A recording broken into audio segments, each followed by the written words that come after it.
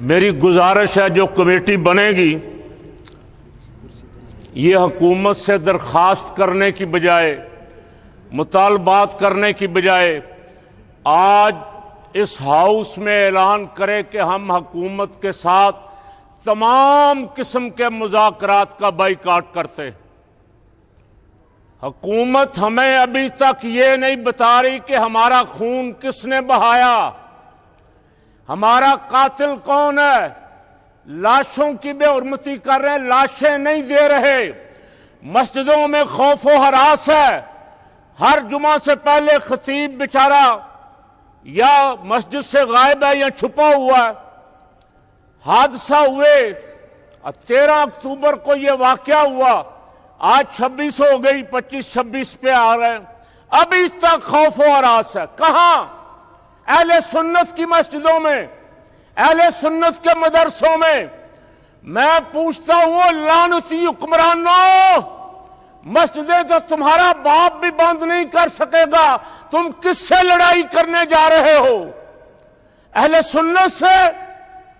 अहले सुन्नत आज तक कहते रहे हम पाक फौज के साथ हैं, पाक फौज जिंदाबाद। और हमें पाक फौज ही ये बता दे हमारा कातिल कौन है। या तो मरियम है, या मोहसिन नकवी है, या शहबाज शरीफ है। ये तीनों में से कोई एक तो जिम्मेदारी ले ना, मैंने ऑर्डर दिया है।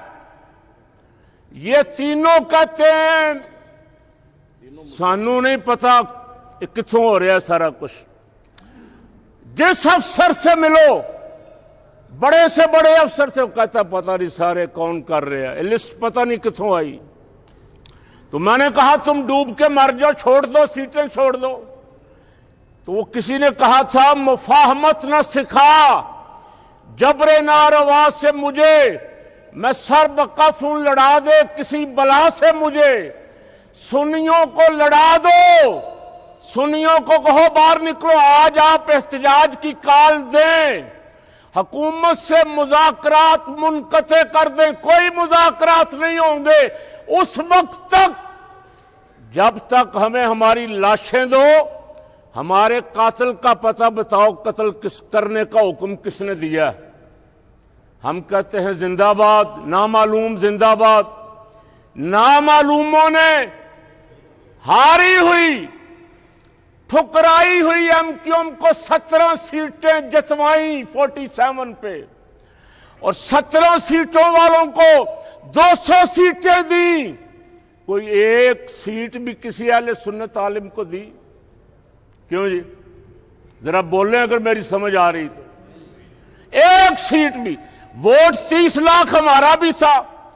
अगर वो चाहते कि अहले सुन्नत भी मेन स्ट्रीम में आए, कौमी धारे में आए, साहबजादा अहमद सईद साहब को जतवा देते, हजरत साहबजादा अबुल खैर साहब को जतवा देते।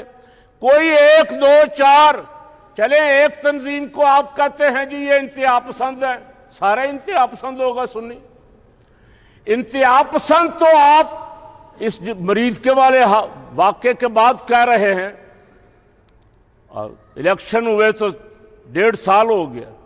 उस इलेक्शन में आपने कोशिश की सुन्नी पीरों को, सुन्नी उलमा को इस्तेमाल करने की, और ये हमेशा आपके काम आए। आपने झूठा फसाना 9 मई का घड़ा, और ये जना उसमें जा जा के बददुआएं देते रहे 9 मई करने वालों को, और 9 मई वाले चीखते रहे जुडिशल कमीशन बनाओ। अगर सच्चे थे तो जुडिशल कमीशन बना देते। अब भी हम भी यही मुतालबा कर रहे हैं जुडिशल कमीशन का। कौन नहीं बनने दे रहा?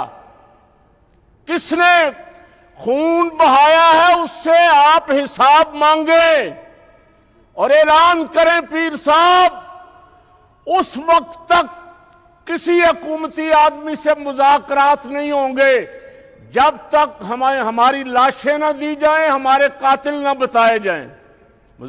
शियों की लाशें गिरी कोयटे में, शियों की लाशें कोटे में दिसंबर जनवरी की रातें, वो 1 हफ्ता रख के लाशें रात सारी सारी बैठे रहे। उन्होंने कहा वजीर आजम आए, आके माफी मांगे। वजीर आजम वहां गया, जाके माफी मांगी, फिर लाशें गिरी, लाहौर गवर्नर हाउस के सामने रख के बैठ गए। मोहसिन नकवी साहब, आप भूल गए सारा कुछ। इनसे मैंने तो अदब से ही कहा था कि इनसे जफ्फियां डालने की जरूरत नहीं है, अपनी नफरत का इजहार करने की जरूरत है कि तुम जलील लोग हो, जो तुम्हारे नारे लगाते हैं, जो तुम्हारे साथ खड़े होते हैं, उनका कत्लेआम कर रहे हो, जो तुम्हें गालियां देते हैं उनको, हरे हुओं को भी सीटें देते हो। हमें खुद फौजियों ने मीटिंगें कर करके बताया कि ये गंजे बेईमान है, बदउनवान है। 2016-17 में ये मुल्क की सारी दौलत लूट के ले गए, अब उनको ला के हुकूमत में बिठाया। मौलाना शाह नूरानी को अब याद करते हैं, कहते हैं जी बड़े रवादारी की सियासत की है। मौलाना शाह नूरानी पे भी कांटा लग गया था, असेंबली में नहीं आने देना। जमीयत उलमाए पाकिस्तान को 77 में 23% कोटा मिला था कौमी इतिहास से। इलेक्शन हो जाते तो 50-60 सीटें अहले सुन्नत की आती, इलेक्शन ही नहीं होने दिया गया, रोक दिया गया। तहरुल कादरी साहब ने मुशर्रफ के लिए बहुत कुछ किया, एक सीट दी, एक सीट सिर्फ 2002 वाले इलेक्शन में। बाकी भी जिसने खिदमत की, उन्होंने जो सलूक उनके साथ किया वो आप देख लें। और आज मुतालबा करें कि मैंने कल रात भी कहा किसी क्लिप में कि इंडिया हमले की तैयारी कर रहा है, और जो फौज के साथ खड़े होने वाली जमात थी, आपने सब पकड़ के अंदर किए हुए। कल आपको जरूरत पेश आएगी, एक मुतालबा ये करें, पहले नंबर पे हमारे शहीद दिए जाएं, कातिल कटहरे में लाए जाएं। उस वक्त तक हम कोई मुज़ाकरात किसी से नहीं करेंगे। और नंबर 3 सबसे अहम बात, इतना बड़ा हाउस कौम इंतजार कर रही है, बेचैन है, देख रहे हैं कि किसी तरफ से आवाज आए। आपकी आवाज जानी चाहिए। कोई एहतजाज की काल की तारीख दें आज, कि इस तारीख को पूरा मुल्क इस जुल्म के खिलाफ निकलेगा और एहतजाज करेगा इंशाअल्लाह। ये जो गुफ्तगू आपने समाअत फरमाई, ये तंजीमात अहले सुन्नत में फ़कीर की तजावीज़ थी, ये मेरी तजवीज़ें थीं, लेकिन जो फ़ैसले हुए, अब मैं भी एक कारकुन होने की हैसियत से उसका पाबंद हूँ। मेरी ख्वाहिश तो थी कि जल्दी कोई एहतजाज का ऐलान हो। अब बहुत सारे लोग तंजीमात अहले सुन्नत की जो कार्रवाई हमने डाली थी उसके नीचे मुझसे सवाल करते हैं कि 25 जनवरी में तो अभी 3 महीने बाकी हैं। तो भाई ये एक शूरा थी, एक आल पार्टीज़ कॉन्फ्रेंस थी, उसमें ज़ाहिर है अक्सरियत की या काबरीन की जो राय थी वही मानी जानी थी। मैंने बहसीयत कारकुन जो तजावीज़ दी थी वो मैंने आपके सामने पेश कर दी हैं।